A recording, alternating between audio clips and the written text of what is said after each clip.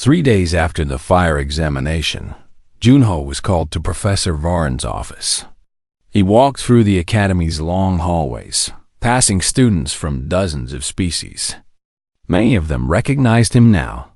They nodded or waved as he passed. A few even stopped to shake his hand. The story of the human who made fire with his glasses had spread across the entire academy. Students talked about it in dining halls and study rooms. Teachers discussed it in faculty meetings. Everyone wanted to know more about the strange technique that had defeated 40 students from 12 different species. Junho reached Professor Varen's office and knocked on the door. A deep voice from inside told him to enter. The office was filled with strange objects from across the galaxy. Preserved plans from alien worlds lined the shelves. Star maps covered the walls. In the center of the room sat Professor Varen, his tall gray body hunched over a desk covered in papers and data screens. "Student Junho," the professor said, looking up with his 6 eyes. "Please sit down." Junho took a seat in a chair designed for beings much larger than himself. His feet barely touched the floor. "I have asked you here for a special reason," Professor Varen continued. "Since the examination, I have been conducting research on human survival techniques. What I have found is remarkable." The professor touched a screen, and images appeared in the air above his desk. They showed humans in various environments: deserts, forests, mountains, oceans. In each image, humans were using creative methods to survive. "Your species has only been traveling between stars for a short time," the professor said. "But your history of survival on Earth stretches back millions of years. In that time, you have developed techniques that most galactic species have never imagined." He pointed to an image of a human starting fire with a bow drill. "Friction fire. A method so old that your species was using it before you developed language." Another image showed a human digging a hole in a desert to collect water. "Transpiration traps. Using the sun and plants to create drinking water from nothing." More images followed. Humans building shelters from snow. Humans hunting animals with simple spears. Humans navigating by stars without any technology. "How did your species learn all this?" Professor Varen asked, genuine curiosity in his voice. "Most intelligent species develop technology quickly and forget their primitive methods. But humans seem to have preserved this knowledge." Junho thought about the question carefully. "I think it is because we needed to," he said finally. "Earth is a difficult world. The climate changes constantly. Resources are limited. We could not rely on technology alone to save us. We had to remember the old ways, just in case." "Just in case," the professor repeated. That phrase appears often in human literature. Your species seems to be always preparing for disaster. "We have experienced many disasters," Junho said. "Wars, plagues, natural catastrophes. Each time, the survivors were the ones who knew how to live without technology. So we teach these skills to our children, generation after generation." Professor Varen made a sound that might have been agreement. He touched another screen and a new document appeared. Junho recognized the format. It was an official Galactic Union Species Assessment Report. "This is the file on humans," the professor said. "I have updated it based on my recent research and your performance in the examination." Junho leaned forward to read the document. At the top, in large letters, was a classification he had never seen before. "Dangerously resourceful." "Dangerously resourceful?" Junho said, not sure whether to be proud or concerned. "It is a new classification," Professor Varen explained, "created specifically for your species. It means that humans have abilities that could be dangerous in certain contexts, but valuable in others. Your capacity for creative problem-solving exceeds standard predictions." The professor stood and walked to a window that looked out over the academy grounds. Students moved between buildings below, going about their daily routines. When humans first joined the Galactic Union, many species were skeptical, he said. You seemed weak. Soft bodies. Short lifespans. No natural weapons. Many believed you would not survive outside your own planet. He turned back to face Junho. But I am beginning to think those assessments were wrong. Your weakness may actually be your greatest strength. Because you are weak, you must think. Because you are vulnerable, you must adapt. Because you cannot rely on natural abilities, you must create artificial ones. Junho listened in silence.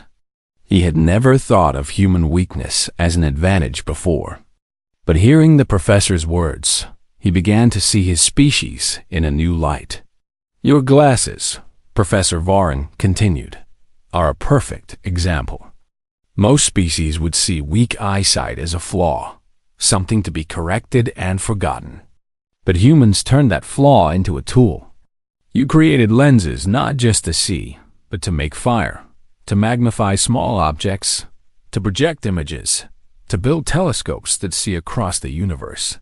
The professor reached into a drawer and pulled out a file.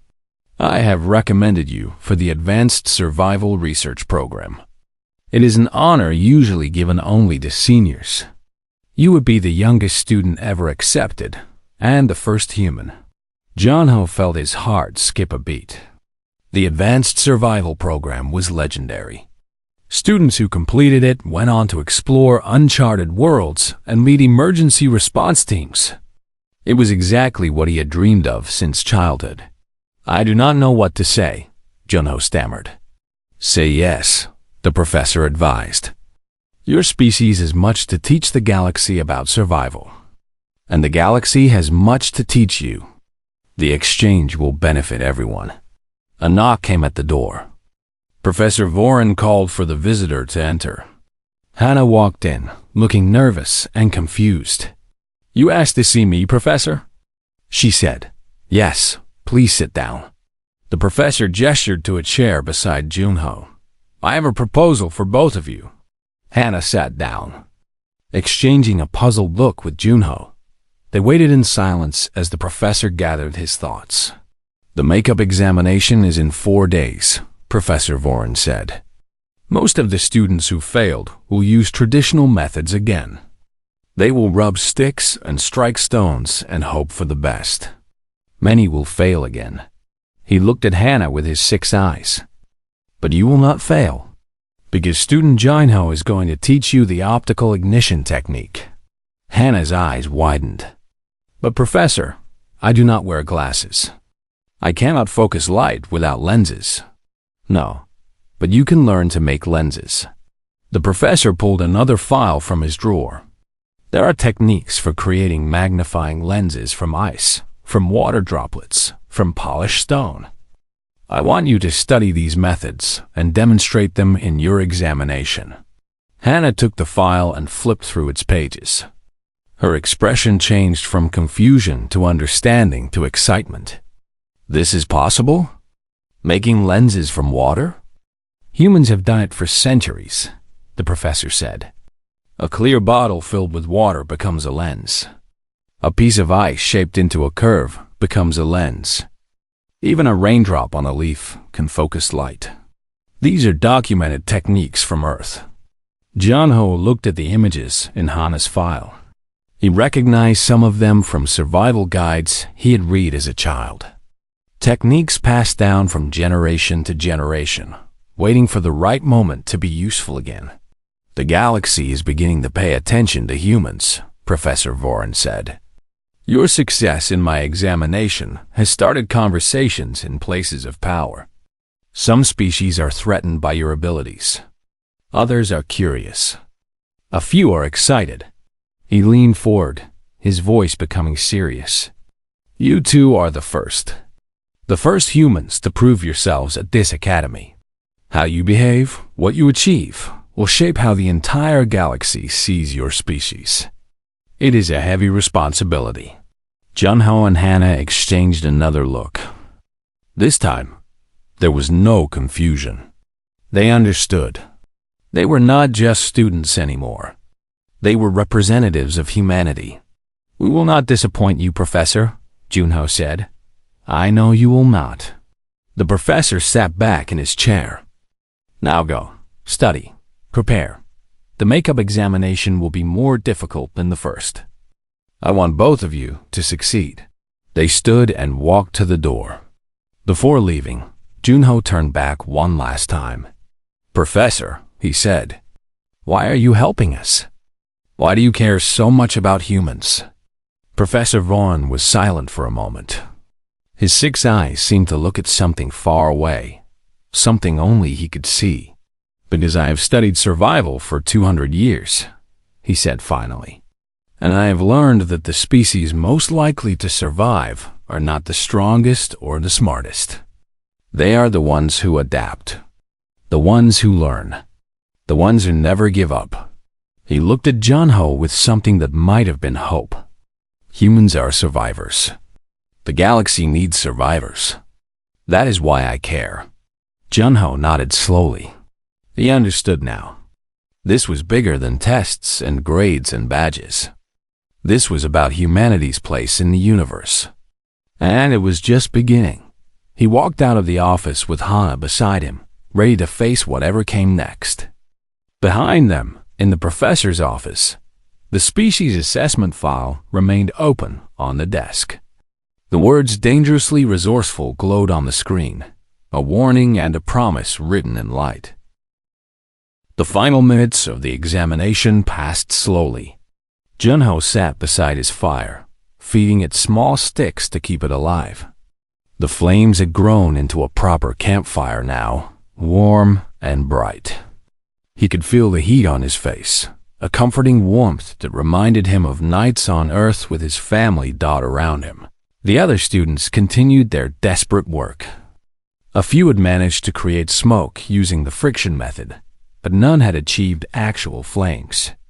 The Rilkins rubbed their sticks with renewed determination. The Melvery calculated angles and tried to find glass fragments in the dirt. Even Torak and his Vexians were working harder than before, their pride wounded by a human success. But time was running out. 10 minutes became 5. 5 became 2. And still, Junho's fire was the only flame in the entire forest. Professor Voron's voice echoed through the dome. 1 minute remaining. The sounds of desperate activity filled the air. Students were rubbing, striking, blowing, and praying. Brock the Rilkin was moving so fast that smoke rose from his hands, but the smoke was not from fire. It was from the friction against his rocky skin. 30 seconds. Junho looked at Hana. She had given up on the friction method and was sitting with her head down, accepting her failure. He wanted to help her, but the rules would not allow it. All he could do was watch. 10 seconds. The forest fell silent. Even those still working stopped to listen. 5, 4, 3, 2, 1. Time is finished. All activity stopped. Students dropped their sticks and stones and fell back in exhaustion. Some lay flat on the ground, staring up at the artificial sky. Others sat with their heads in their hands, trying to accept what had happened. Junho looked around at the scene. 40 students from 12 different species, and only one fire burned in the entire dome. His fire. The human's fire. Professor Voron walked through the forest, examining each student's work. His 6 eyes recorded everything, taking notes on techniques attempted and results achieved. When he reached Junho's fire, he stopped and stood in silence for a long moment. "Student Junho," the professor said, "you are the only one who succeeded." The words hung in the air like smoke. The other students turned to look at Junho. Some faces showed admiration. Some showed confusion. Some showed anger and jealousy. But all of them showed one thing clearly. They were stunned. "The only one?" Brock repeated. "Out of 40 students?" "The only one," Professor Voron confirmed. "The rest of you have failed this examination." A wave of groans and protests rose from the crowd. Students complained about unfair conditions, impossible standards, and inadequate preparation. They blamed the forest, the time limit, the artificial sun, and everything else they could think of. But Professor Voron silenced them with a raised hand. Silence. The conditions were the same for everyone. The time was generous. The materials were adequate. You failed because you did not think creatively. He turned and pointed at Junho's fire. Look at this. A human student, from a species you call primitive, succeeded where all of you failed. He did not have 4 arms like the Rokans. He did not have superior intellect like the Malvari.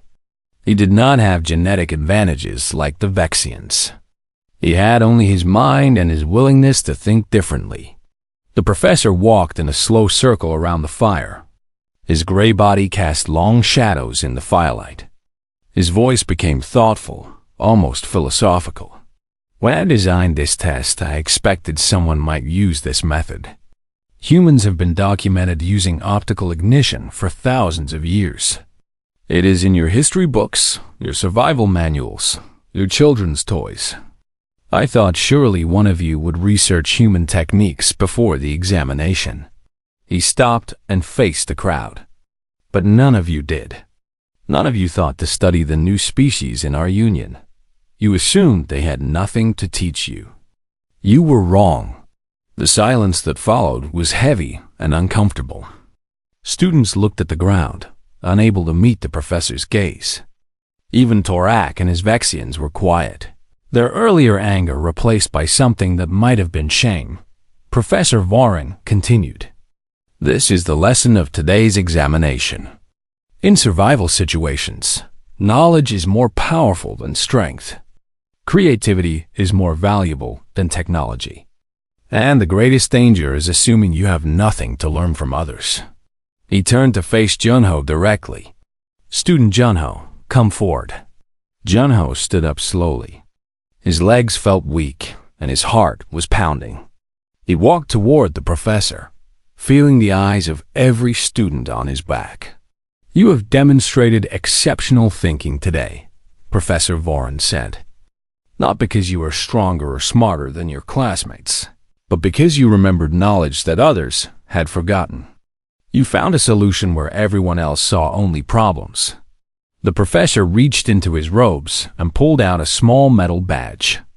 It was shaped like a flame, with orange and gold colors that seemed to flicker like real fire. This is the mark of excellence, the professor said.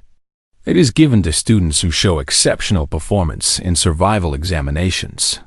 You have earned it. Junho took the badge with trembling hands. He looked at the flame design, feeling the weight of what it represented. No human had ever received a mark of excellence at the Galactic Academy. He was the first.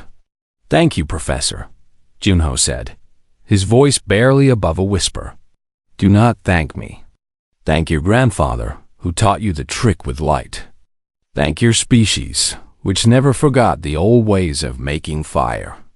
And thank yourself for having the courage to try something different when everything else had failed. Professor Voron turned back to the crowd. As for the rest of you, there will be a makeup examination next week. I suggest you spend that time studying, not just your own species methods, but the methods of others, including humans. The professor began walking toward the edge of the dome. Class dismissed. Student Junho, please extinguish your fire safely before leaving. The crowd slowly dispersed. Students walked back toward the academy buildings, talking quietly among themselves. Many of them glanced at Junho as they passed. Some gave him nods of respect. Others looked away, still embarrassed by their failure. Hana came to stand beside Junho. She looked at the badge in his hands with a sad smile. I am proud of you, she said. Even though I failed. You will pass next week, Junho told her. I will teach you the glasses trick. I do not have glasses. Then we will find you some. Or we will find another way. Humans always find another way. They stood together, watching the fire burn. The other students had all left now. Only Junho and Hannah remained in the clearing, with the warmth of the flames surrounding them. "Do you realize what you did today?" Hannah asked. "You changed how they see us. All of them. They will never think of humans as primitives again." Junho shook his head. "I just made fire. That is all." "No," Hannah said firmly. "You did much more than that. You made them respect us. You showed them that we belong here, among the stars, just like everyone else. That is worth more than any badge." Junho looked at the mark of excellence in his hand. The flame design seemed to glow in the firelight, as if it contained a spark of the real fire before him. Maybe Hannah was right. Maybe today was about more than just passing a test. He carefully pinned the badge to his chest and turned back to his fire. It was time to put it out, to end this chapter and move on to the next. But he would never forget this moment, this feeling, this day when a human with broken eyes showed the galaxy what his species could do. He began covering the fire with dirt, slowly smothering the flames he had worked so hard to create. The light faded, but the warmth stayed with him, burning inside his chest like a fire that would never go out. The small flame danced on the dry leaf like a tiny orange spirit. Junho stared at it with wonder, his blurry eyes wide with disbelief. He had actually done it. After all the struggle and failure, he had created fire in less than 30 seconds. But he knew the flame was fragile. It could die at any moment if he did not care for it properly. He quickly put his glasses back on his face and leaned close to the fire. Gently, so gently, he blew on the tiny flame. The fire flickered and grew slightly larger. It spread from one leaf to another. "Come on," Junho whispered. "Grow, please grow." He added small twigs to the flame, being careful not to smother it with too much fuel. The fire was like a newborn baby, needing patience and gentle care. Too much wood would kill it. Too little would let it starve. The twigs caught fire. The flame grew from the size of his thumbnail to the size of his fist.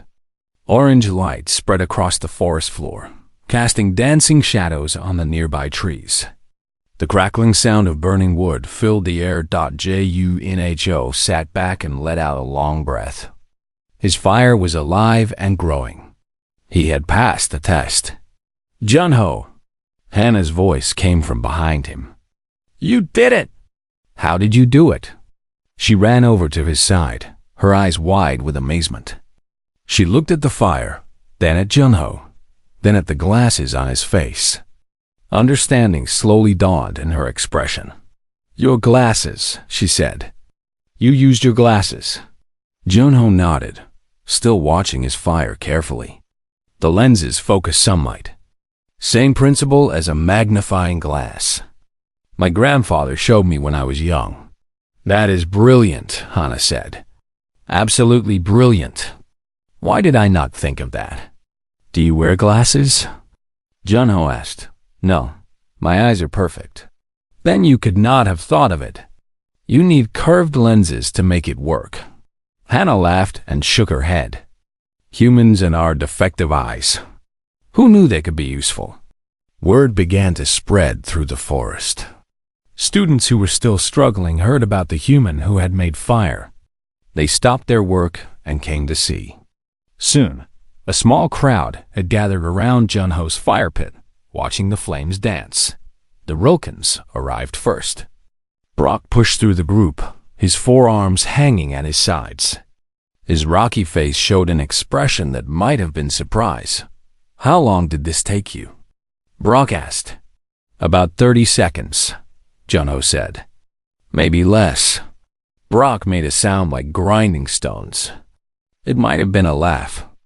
"I have been rubbing sticks for 50 minutes. My arms feel like they will fall off." "And you made fire in 30 seconds. "It was not strength," Junho explained. "It was a different method." "What method?" Junho pointed at his glasses. Light. I focus sunlight through my lenses. The concentrated light creates enough heat to start a fire. Brock stared at the glasses like they were some kind of magical artifact. Light through glass makes fire. Yes, it is basic physics. Light is energy. When you concentrate energy into a small point, it becomes heat. The Rilken shook his massive head. We have glass on my world. We have sunlight. But no one ever thought to combine them this way. Humans are strange creatures. More students arrived. The Melvery came with their scientific curiosity, asking detailed questions about the optical properties of the lenses. Pilo, the one who had calculated a 3% chance of success, was particularly interested. "This is fascinating," Pilo said, his large eyes studying Junho's glasses. "The curvature of the lens determines the focal point. A thicker lens would focus light faster, creating heat more quickly. This is elegant. Beautifully elegant. It is also simple," Junho said. "Human children learn this in school. We call them burning glasses. They are toys for us." Pilo's eyes grew even larger. "Toys? Do children play with devices that create fire? Are human children not afraid of burning themselves?" Junho smiled. "Sometimes they burn themselves. That is how they learn to be careful." The Malvery exchanged looks of shock.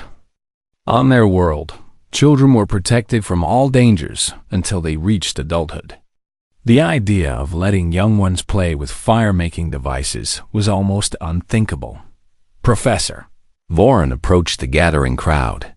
His 6 eyes moved slowly across the scene, taking in every detail. The students quickly moved aside to let him through. He stopped in front of Junho's fire and stood in silence for a long moment. "Student Junho," the professor said finally, "explain your method." Junho stood up, suddenly nervous. Had he broken the rules? Would his success be taken away? "I used my optical lenses, Professor," he said, keeping his voice steady. "I focused sunlight through them to create concentrated heat.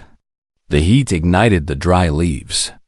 "Your optical lenses," Professor Voron repeated. "The ones you wear on your face." "Yes, Professor. I need them to see. Without them, everything is blurry." The professor was silent again. His 6 eyes moved from Junho to the fire to the glasses and back again. The other students watched with held breath, waiting for the judgment. "The rules stated no technology and no tools brought from outside," Professor Voron said. "Medical devices necessary for biological function were not included in this restriction. Your method is acceptable. You have passed the examination." Relief flooded through Junho's body. He had passed. He had actually passed. The crowd of students began talking excitedly. Some were congratulating Junho. Others were debating whether the method was fair. A few were angry that they had not thought of it themselves. "This is not right," a voice called out. Torak the Vexian pushed through the crowd, his golden scales catching the firelight. His sharp teeth were bared in an expression of fury. This human used technology. Those glass things on his face are technology. He cheated.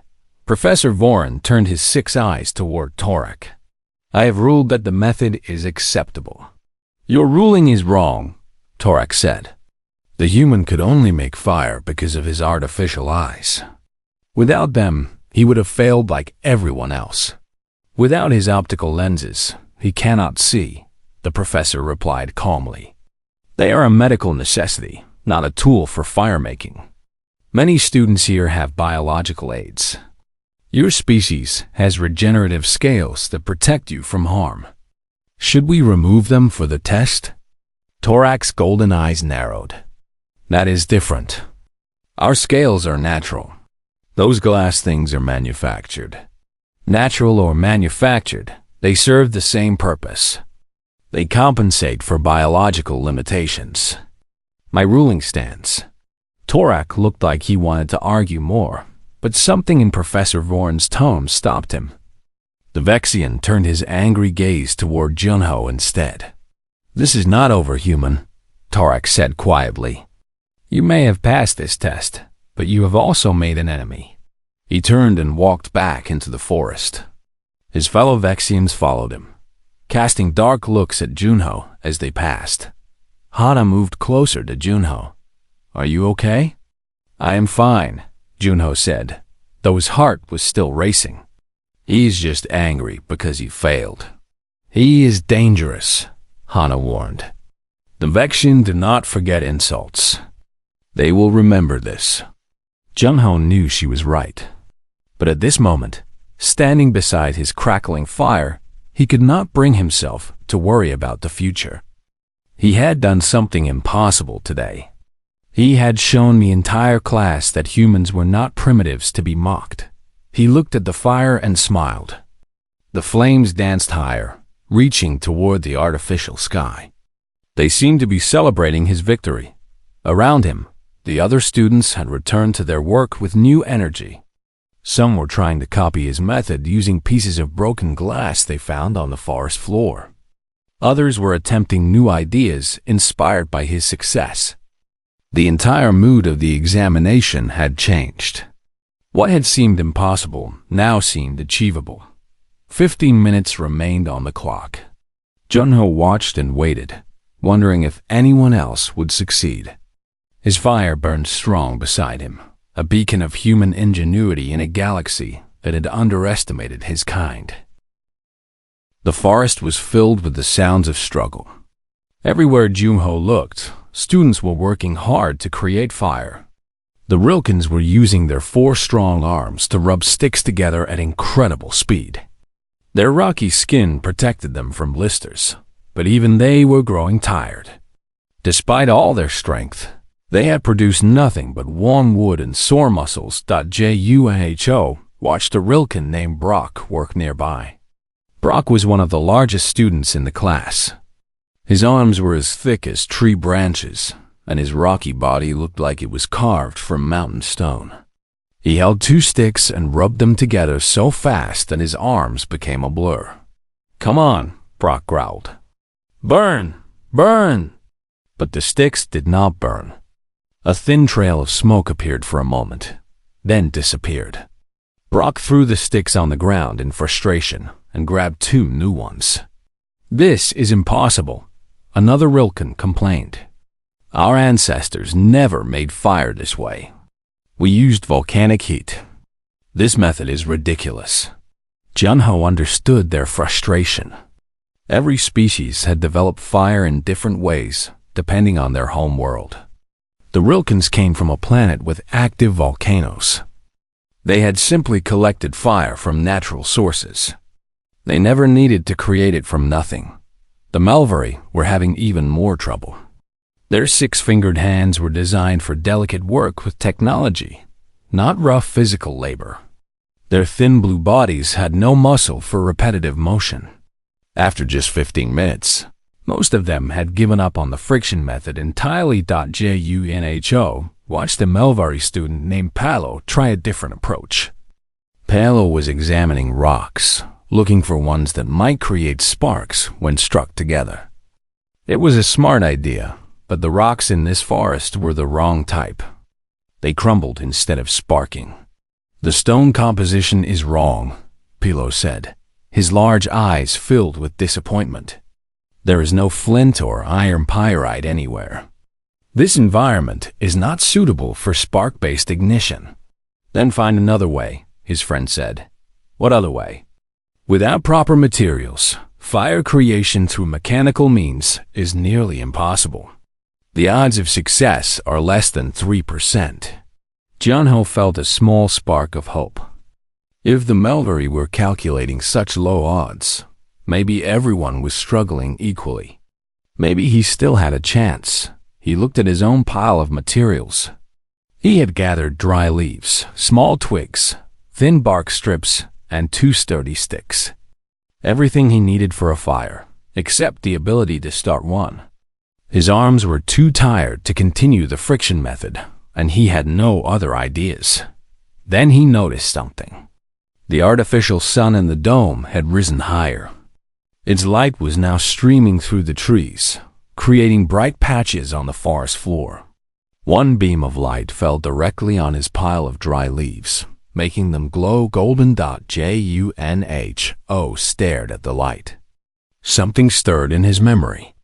A lesson from his childhood on Earth. His grandfather had shown him something once, long ago. What was it? "Junho!" Hana called out from her spot nearby. "How are you doing?" "Not well," he admitted. "My arms are finished. I cannot rub sticks anymore." Hana walked closer, wiping sweat from her face. Her hands were red and raw from her own failed attempts. "Same here? I have been trying for 40 minutes. Nothing works." They sat together on a fallen log, watching the other students struggle.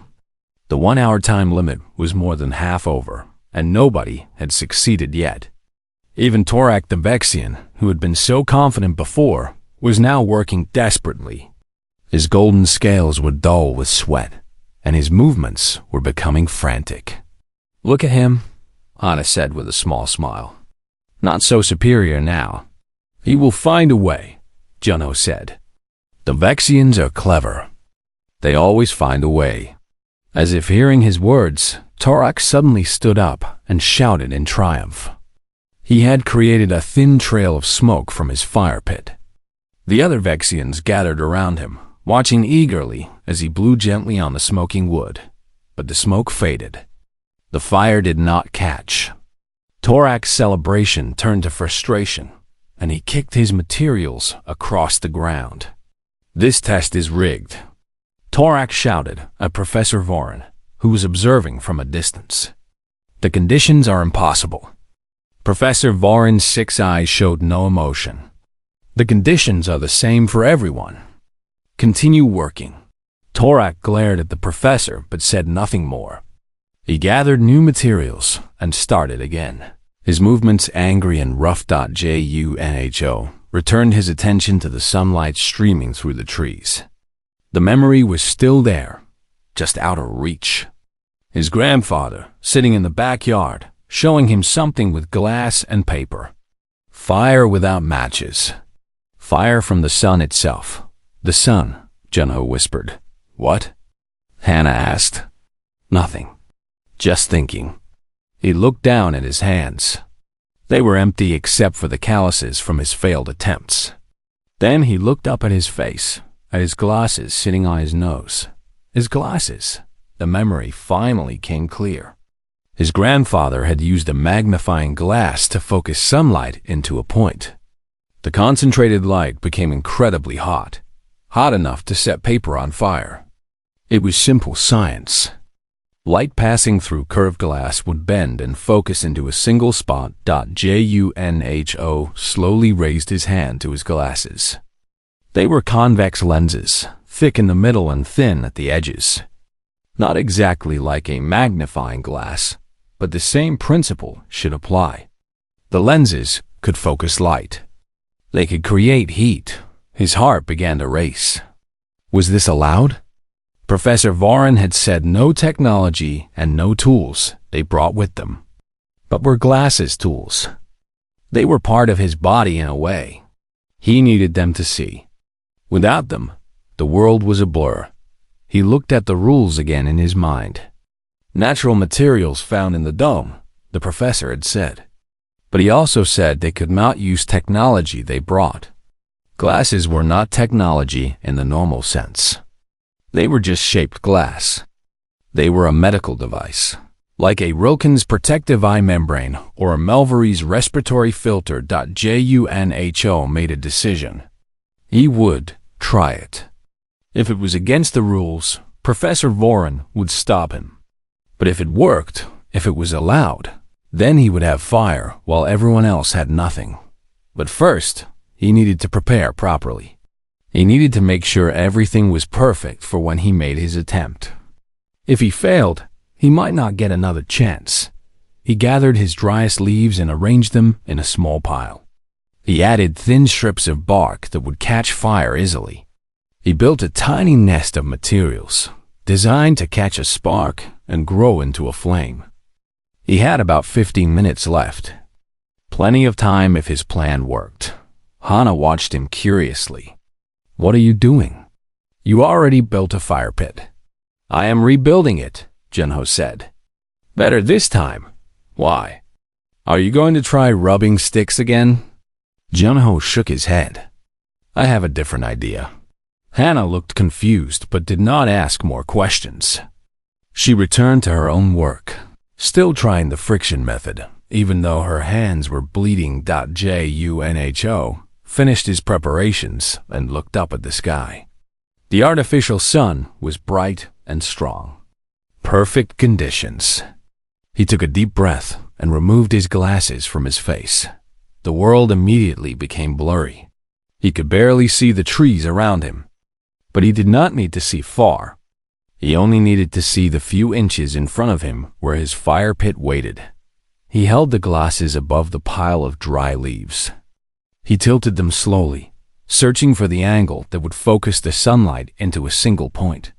For a moment, nothing happened. The light passed through the lenses, but did not concentrate. Then he found it. A bright dot appeared on the leaves, smaller than his fingernail, but brilliantly white. He held the glasses steady, keeping the dot in one place. The leaf beneath it began to darken. Then it began to smoke. Junho held his breath. His hands trembled slightly, but he forced them to stay still. The smoke grew thicker. A tiny orange glow appeared at the center of the dot. Then, with a soft crackle, the leaf burst into flame. He had done it. He had made fire. The morning sun of the artificial sky dome cast orange light across the Galactic Academy's wilderness training ground. Professor Vaughn stood at the center of a large clearing, his tall gray body towering over the gathered students. His 6 eyes moved slowly, looking at each student one by one. Behind him, a massive forest stretched for kilometers, filled with trees and plants from dozens of different worlds. Junho sat on a fallen log near the back of the group. He was a young human male with short black hair and round glasses that sat on his nose. The glasses were thick, and they made his eyes look slightly bigger than they actually were. He had worn them since he was a child, and he felt strange without them on his face. Next to him sat Hana, another human student. She had long dark hair, tied back in a simple ponytail. She was one of only 3 humans at the entire academy, and Junho was grateful to have her as a friend. The galaxy was a big and lonely place for humans. Their species had only joined the Galactic Union 5 years ago, and most aliens still thought of them as primitive newcomers. "Attention, students," Professor Vaughn said. His voice was deep and rough, like stones grinding together. "Today you will face your survival examination. This test will measure your ability to adapt and survive in hostile conditions." The students shifted nervously. There were about 40 of them from 12 different species. The Rilkins sat in a group to the left. They were short creatures with rocky skin and 4 thick arms. Their bodies were built for strength, not speed. Next to them were the Melvery, tall and thin beings with blue skin and 6 long fingers on each hand. They were known for their intelligence and their love of technology. Junho noticed the Vexians sitting apart from everyone else. They were proud creatures with golden scales and sharp teeth. They believed their species was superior to all others, and they rarely spoke to anyone outside their own kind. "The challenge is simple," Professor Vaughn continued. "You must create fire using only natural materials found in this dome. No technology. No tools you brought with you. Only what nature provides." A murmur went through the crowd. Fire-making was a basic survival skill, but it was not easy. Most species in the galaxy had moved past such primitive methods thousands of years ago. They had machines and devices that could create heat and light instantly.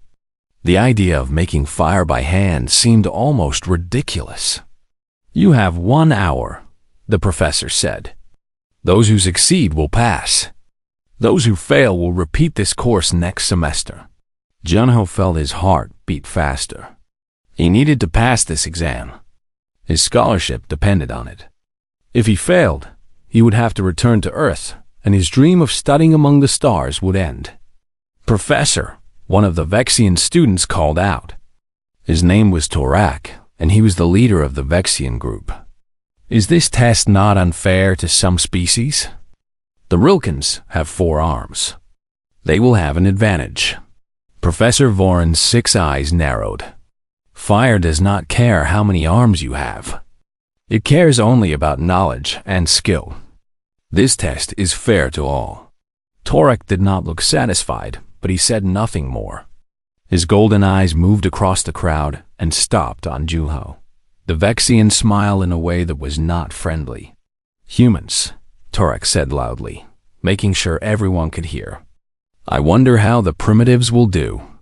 Perhaps they will eat the wood instead of burning it." Some students laughed. Junho felt his face grow hot with embarrassment, but Hana put a hand on his arm.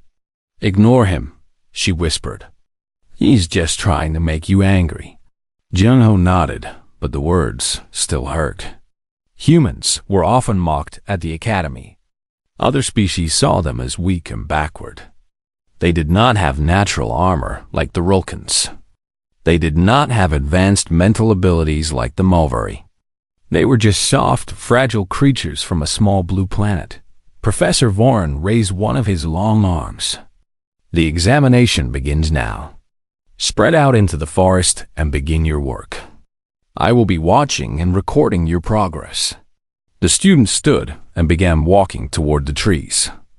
Junho adjusted his glasses and took a deep breath.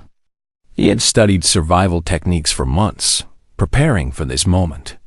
He knew the theory of fire making, but he had never actually done it before. "Stay close to me," Hana said. "We can work near each other." "We cannot help each other," Junho reminded her. "The test must be done alone." Hana smiled. "I know, but it helps to have a friend nearby." They walked into the forest together. The trees were tall and strange, with purple leaves and thick brown bark. The ground was covered with dry leaves and small stones. Junho looked around, searching for the materials he would need. He remembered his textbook lessons. To make fire by hand, he needed 3 things: fuel, heat, and air. The fuel would be easy to find. Dry leaves and small sticks covered the forest floor. Air was everywhere. But heat was the problem. Without matches or a lighter, how could he create enough heat to start a flame? The traditional method was friction. Rubbing 2 pieces of wood together could create heat, but it took a long time and a lot of energy. Junho was not very strong. His arms would tire quickly. He found a small clearing and sat down. Around him, he could hear other students working. The Rilkans were already gathering wood, their 4 arms moving quickly. The Mulvari were examining different types of bark, their large eyes studying every detail. Junho picked up 2 sticks and tried rubbing them together. After 5 minutes, his arms hurt and the sticks were barely warm. He stopped and wiped sweat from his forehead. "This is going to be harder than I thought," he said to himself. Hana was working about 20 meters away. She had built a small pile of dry leaves and was trying the same friction method. Her face was red with effort, but there was no smoke, no spark, nothing. Time passed slowly. 30 minutes went by, and Junho had made no progress. His hands were sore and his spirits were low. He looked at his pile of sticks and leaves and felt hopeless. Then he heard laughter from nearby. Torak the Vexian was watching him from behind a tree. The golden-scaled alien walked closer, his sharp teeth showing in a cruel smile. "Having trouble, human?" Torak asked. "Perhaps your species is too primitive, even for primitive tasks." Junho did not respond. He kept working, rubbing the sticks together even though his muscles screamed in protest. "You know," Torak said, "my people mastered fire 10,000 years ago. We moved on to better things. It is sad to watch you struggle with something so basic.